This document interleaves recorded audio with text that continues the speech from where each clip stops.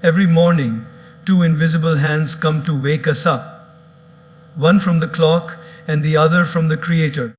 The clock tells us it's time to rise, but God tells us it's time to live. Now the question is key: do we wake up just to exist, or do we rise to elevate? My friends, you were not created just to repeat yesterday. You were created to rise like a legend, with purpose, with power, and with peace. The way you start your morning can either set you on fire or burn you out. Most people wake up like they're being dragged out of sleep. The alarm rings, the eyes open, and the first thought is, "Off again." They pick up their phone, scroll through meaningless updates, get out of bed without gratitude, rush into the world carrying yesterday's stress. And then we wonder, why does life feel so heavy? Why am I tired even after sleeping 8 hours? The truth is, legends start their day by accident. They start it on purpose. A purposeful morning isn't about being busy. It's about being aligned. It's about connecting with the higher source, calming the inner chores, and carrying an energy that doesn't break under pressure. If your morning is powerful, if your whole day flows, if your morning is divine, your actions become refined. And when your first hour is in the hands of God, your entire life feels like it's guided by grace. So today, I invite you to build a morning that fuels your inner fire, not with coffee or chaos, but with clarity, connection, and collusion and calmness. You don't need a different world to feel different.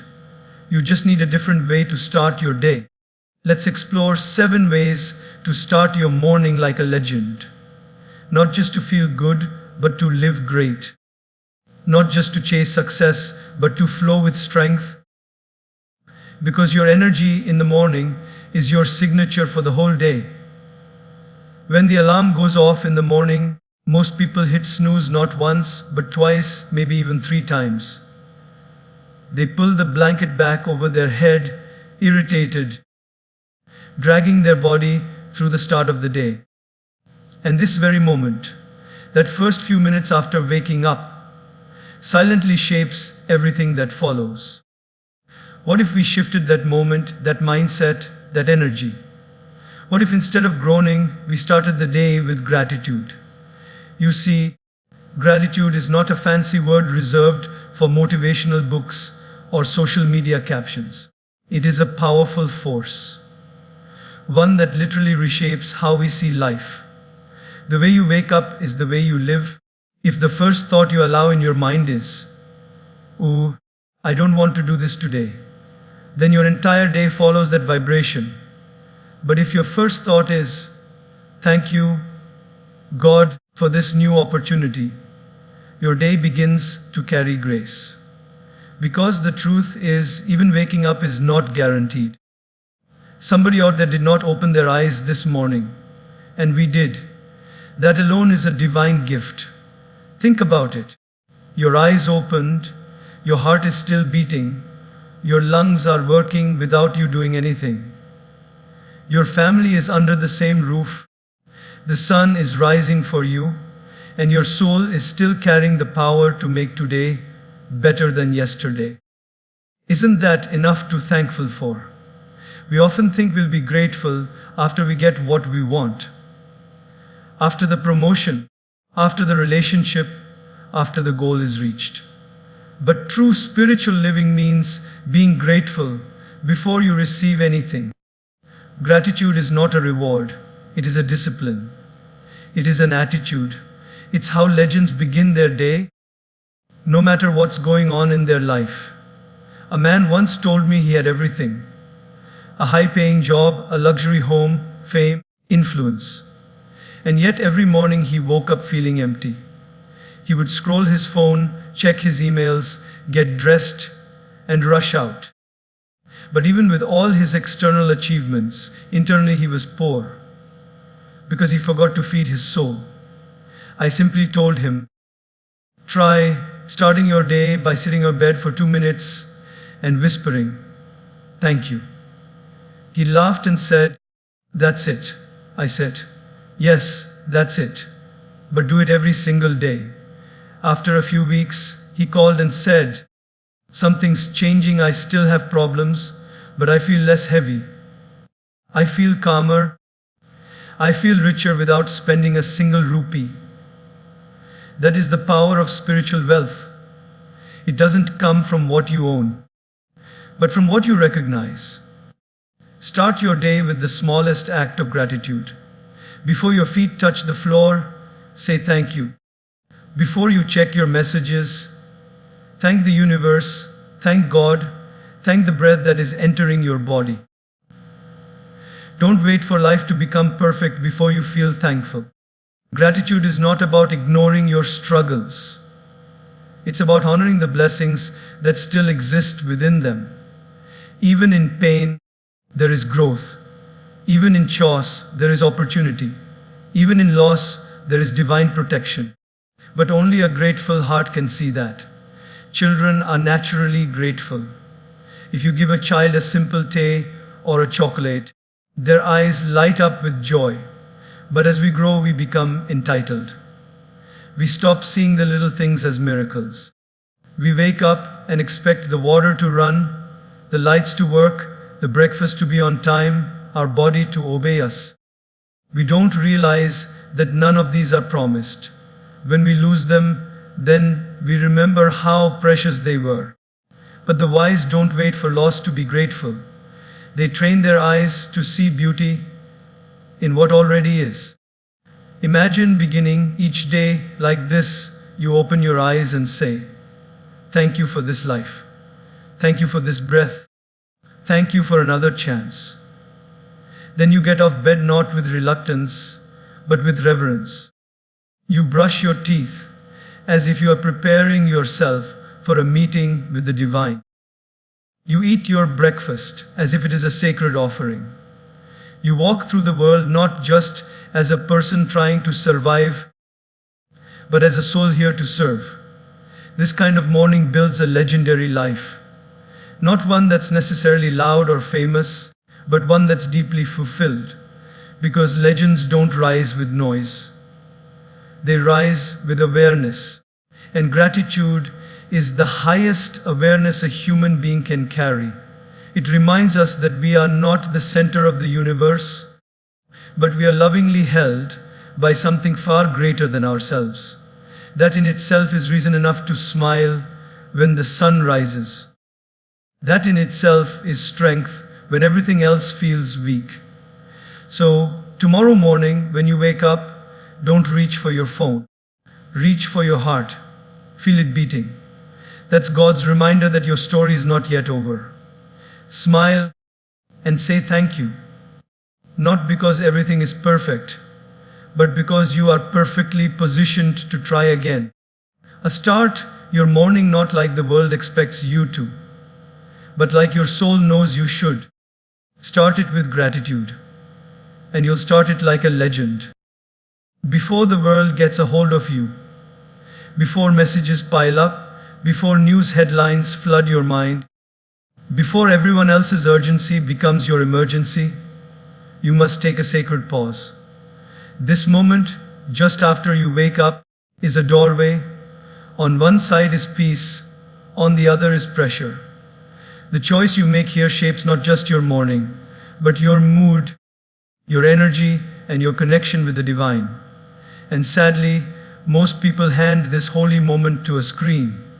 They wake up, and the first thing they touch is their phone. Not their heart, not their breath, not even their prayer beads. Just that cold, glowing screen that starts pouring the noise of the world into their still half-sleeping soul. Let's be honest, this habit is so common, so automatic, that we don't even realize how much it's costing us. Checking your phone first thing in the morning is not just a habit. It's a spiritual trap. You give your mind to the chaos of others before you give it to the calmness of God. You start responding before you even remember who you are.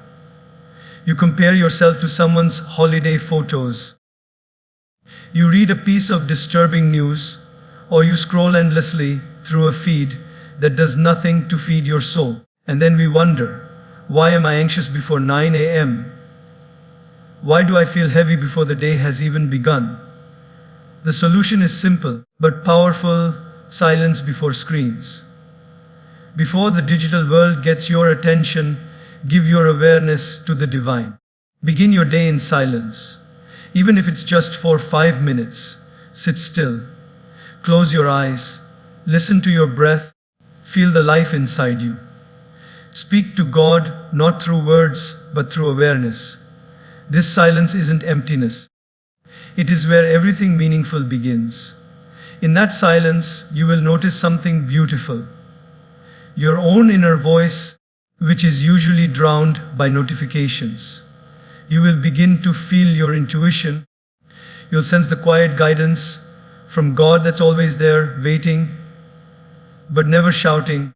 You'll be able to notice how your body feels, how your thoughts move, how your energy flows.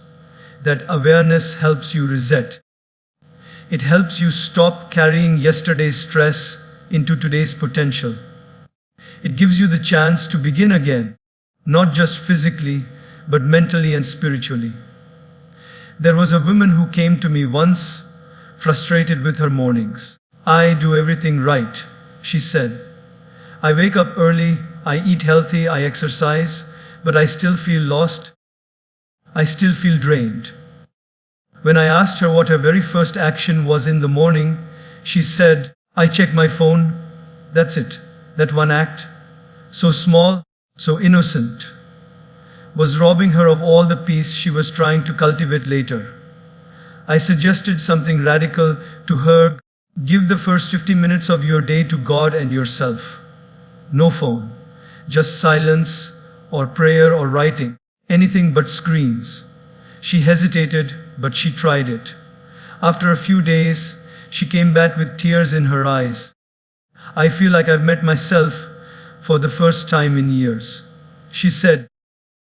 It's like my soul is finally breathing again. When you start your morning with silence, you're saying something powerful to the universe. I choose presence over pressure. I choose stillness before movement. I choose soul over scroll. And this choice creates ripples throughout your day. You become less reactive, more peaceful. You stop rushing through life like to your own destiny. You begin to walk with grace, not just speed. This practice also opens the space for prayer or meditation, which too many people skip because they think they don't have time. But the real truth is, you do have time. You're chosen. You're just giving the most sacred minutes of your morning to meaningless things. How often do we complain that we feel disconnected from God, but we check our notifications more than we check in with the Creator? That disconnection isn't a punishment. It's a reflection of our priorities. If you make space for silence before you open your phone, even for a few minutes, you're already realigning yourself with your highest purpose. Don't wait for a vacation or a spiritual retreat or a weekend to find peace. Create it every morning. Sit on your bed, breathe deeply, whisper gratitude, speak to God in your own way. Write down your thoughts, light a candle, close your eyes, let silence flood into the spaces where noise once ruled. Let your soul settle before the storm of daily life begins. This is not wasted time. This is invested energy. Energy that will return to you in the form of clarity, emotional strength, and divine alignment. Remember, your phone is a tool, not your temple. Use it when you're ready, not out of compulsion. Don't let the first voice you hear be the voice of social media. Let it be the voice of silence, of God, of your own stillness. Because that voice is the one that knows exactly who you are and where you're meant to go. So tomorrow morning, try it. Just 5 minutes. No phone, no noise, just you, your breath, and the divine presence that's been waiting patiently to guide you. Begin in silence, and you'll walk like a legend. The first conversation you have in the morning is the one that matters most. Not the conversation with your phone, not with your inbox, not even with the people around you. It is the conversation with the one who gave you breath, the one who sustains you even when you forget Him, God. When you wake up and immediately speak to your stress, to your schedule, or to your anxiety, you are handing your peace over to things that don't know your worth. But when you wake up and speak to God, even in the most simple, quiet, honest way, you start the day anchored. That's not just a habit, that's a spiritual power. You don't need to perform. You don't need fancy words. You don't need to sound holy. You just need to be real. Sit up, place your hand on your heart, and speak from soul to source. I'm here, I'm grateful. Please guide me today. That's enough. That single moment of divine connection can change the quality of your entire day. There's a beautiful truth in life. Whatever you speak to, you strengthen. If you speak to your problems first thing in the morning, they grow bigger in your mind. If you speak to your fears, they become louder. But if you speak to your Creator, your wisdom becomes stronger. Your heart becomes calmer. You remember that you're not alone, that you are being carried by something far greater than your circumstances. So many people think prayer or speaking to God has to be saved for temples, rituals, or religious hours. But the most powerful prayers are often whispered between yawns in the early hours, with messy hair and sleepy eyes, with no audience but the divine. And that's where magic begins. When you make God your first thought, not your last resort. I remember meeting a man who was extremely successful by the world's standards. Luxurious car, big business, commanding presence. But he told me something that shocked me. Every morning I wake up with a panic. It's like my chest is tight and my brain starts racing before I even sit up in bed. I asked him, "What do you do the moment you wake up?" He said, "I start thinking about my meetings, my targets, my problems." I smiled and gently said, "You are having a meeting with stress before you meet your own self. What if you met God first?" He was silent. That silence told me he had never thought of that. A few weeks later, he came back and said, "I tried it. I didn't do anything complicated. I just sat on my bed and said, 'Thank you for this day. Please help me through it.' That's all." And it felt peaceful, like I wasn't alone anymore. That is the power of divine dialogue. You don't need to fix everything. You just need to begin your day with the one who holds everything. When you speak to God, you remind your mind that it is not your job to control every outcome. Your job is to surrender and to serve, to show up but not to obsess, to plan but not to panic. Speaking to God is not about asking for things. It's about remembering that you are not things. You are a soul, a light, a creation of something infinite. And when you speak to that source, your worries shrink, your intentions sharpen, your heart softens, and suddenly the traffic doesn't irritate you. The people who would normally trigger you don't affect you the same way. You move through the world as someone who has already had the most important meeting of the day.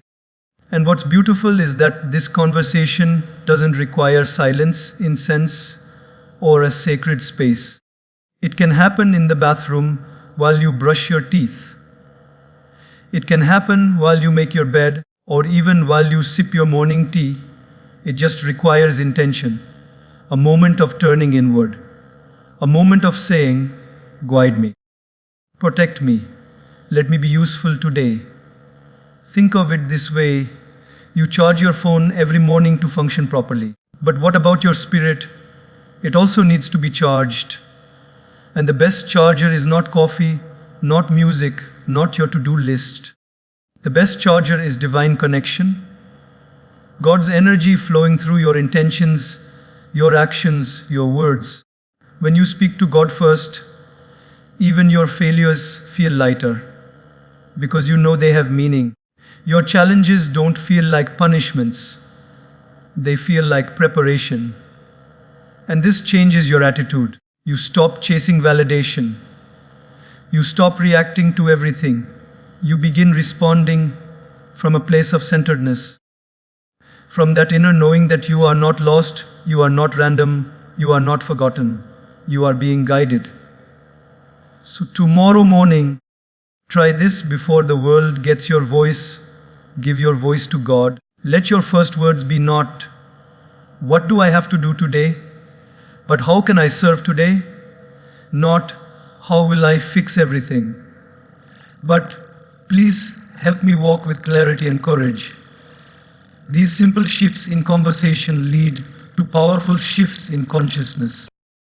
Your body is not just a machine to move you from one task to another. It is not a burden you drag through the day.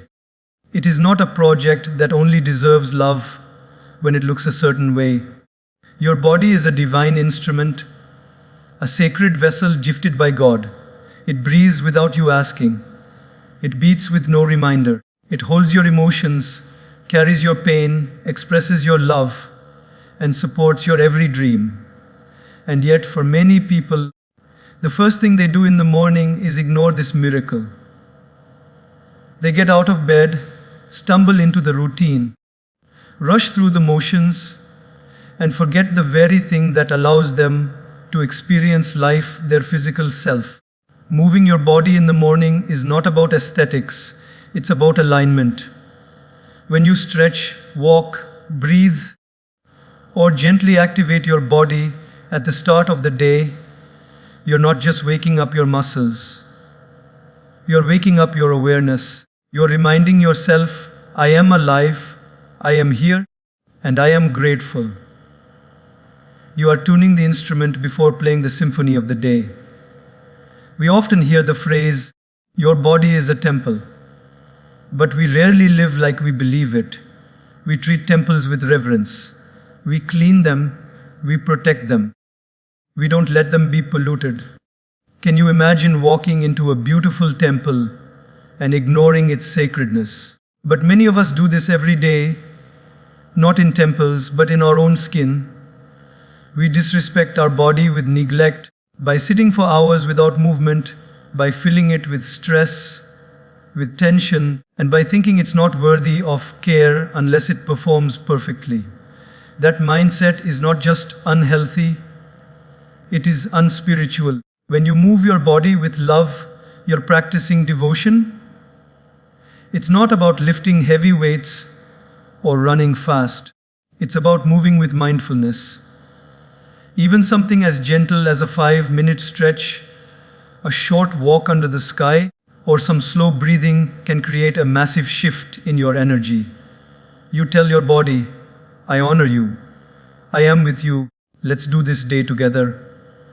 And suddenly, your body responds with more vitality, more balance, and more trust. There's a story of a man who lived in the mountains.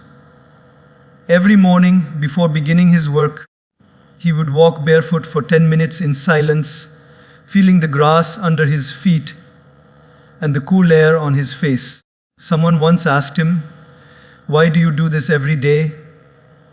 He smiled and said, "It's how I greet the universe. It's how I remind my body that it belongs to the earth and my soul that it belongs to the sky." This simple ritual, no gym, no equipment, no drama, was his way of connecting with creation. That's what sacred movement looks like. It's not always sweaty, it's soulful. And yet, we live in a world where movement has been reduced to punishment. Burn calories, fix this, reduce that. But the truth is, the body does not thrive under criticism. It blossoms with care. Real self-respect is not built by comparing your body to someone else's. It is built by building a relationship with your own body. It is built when you take time each morning to move it, feel it, thank it, and listen to it. Have you ever noticed how stagnant your mind feels when your body is still for too long? How negative thoughts grow louder when you're tense?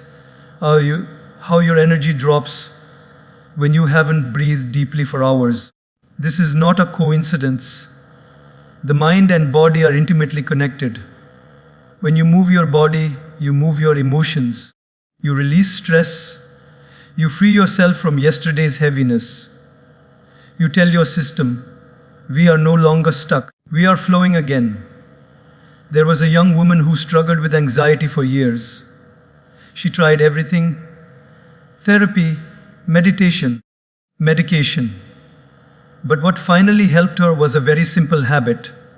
Each morning, she would play a soft instrumental song and just sway. Just 5 minutes of slow, intentional movement. No performance, no pressure. Just her and her breath. That became her ritual. Over time, she felt stronger, not just physically but spiritually. She began to trust her body. She began to trust life. Because movement helped her feel present. And presence is what legends are made of. When you honor your body each morning, you're not just preparing for the day. You're preparing your soul. You're reminding yourself that life flows through you, not around you. You're not separate from creation. You are creation. And when you move with grace, you begin to live with grace. So tomorrow morning, before you pick up your phone, before you dive into your work, take just a few minutes to move. Stand tall, stretch your arms toward the sky, feel the earth under your feet, breathe in deeply. Let your breath fill every corner of your being. Walk slowly, roll your shoulders, twist your spine gently. Whatever movement you choose, let it be infused with awareness. Don't just go through the motion, be in the motion. This is not exercise. This is existence, consciously live. The way you feed your mind in the morning is as important as the way you feed your body. We're so used to thinking about breakfast in terms of food. Calories, carbs, tea or coffee. But have you ever stopped to ask yourself, what is my mind consuming while I sip this tea? Because before we take a single bite of our meal, many of us have already allowed our minds to chew on anxiety, comparison, stress, or distraction. And the truth is, a hungry mind is far more dangerous than a hungry stomach. One wrong mental bite in the morning, a disturbing post, a bitter memory, a critical message, and your entire emotional appetite for the day changes. That's why wise people choose to feed their minds first and feed their mouths later. Imagine this. You sit on the edge of your bed, eyes still adjusting to the light. Instead of picking up your phone, you pick up a spiritual book. You read just one page that uplifts, one paragraph that reminds you of your higher self, one sentence that recenters your heart. Or maybe you don't read. Maybe you listen. A voice of wisdom, an audio message that pours faith into your ears, not fear. Or maybe you simply sit in silence and reflect. That is how legends begin their day, by feeding their spirit before feeding their stomach. We forget the mind is not empty when we wake up. It's vulnerable. It's like freshly fallen snow. Whatever footprints you allow in first, they leave the deepest marks.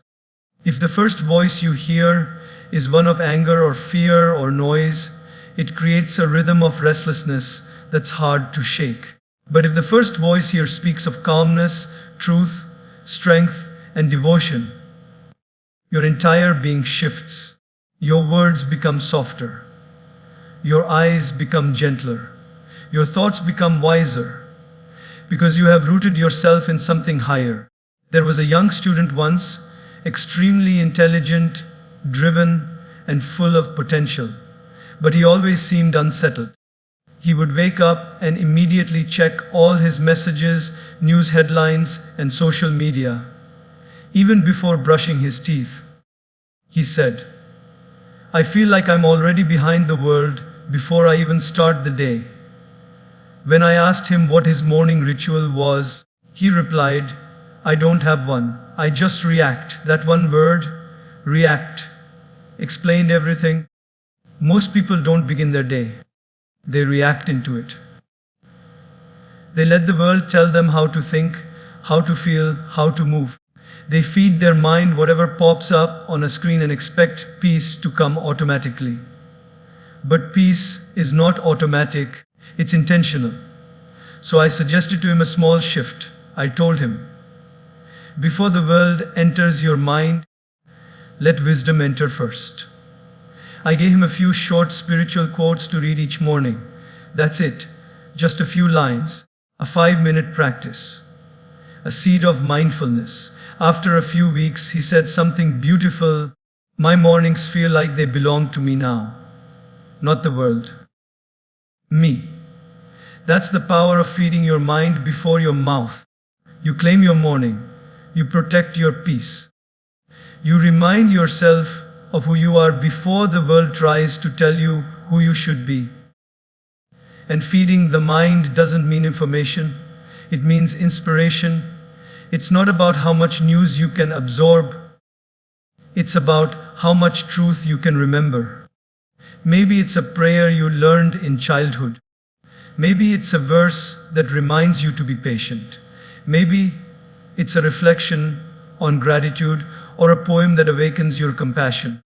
Whatever it is, it should nourish, it should elevate, it should quiet the noise and ignite the light within.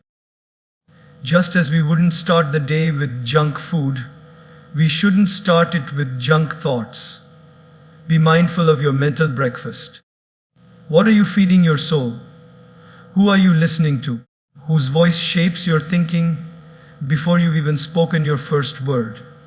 Don't allow gossip, negativity, comparison, or fear to be the first ingredients in your spiritual recipe. Choose better. Choose something that feels like sunlight entering a dark room. There's a temple in the mountains where monks begin their day not with conversation, but with contemplation. For the first hour, no one speaks. Each one walks in silence, reads a scripture, sits by a candle, or watches the sunrise. One monk once said, "It's not silence, it's tuning, like an instrument before a concert." We're tuning ourselves to peace so that our day becomes a melody, not a mess. That is the essence of feeding the mind first, tuning your soul to the frequency of the divine. So, tomorrow morning, before you eat, ask yourself, what am I feeding my inner world? Let your first thoughts be intentional. Keep a book beside your bed. Prepare a short morning message of wisdom. Write down your own affirmations. Or just sit with yourself, hand on heart, and say, "Guide me today." Let your inner wood be full before the outer world demands anything from you. Because when your soul is full, you won't chase distractions. When your mind is steady, you won't be shaken by storms. And when you feed your spirit first, your entire day tastes better.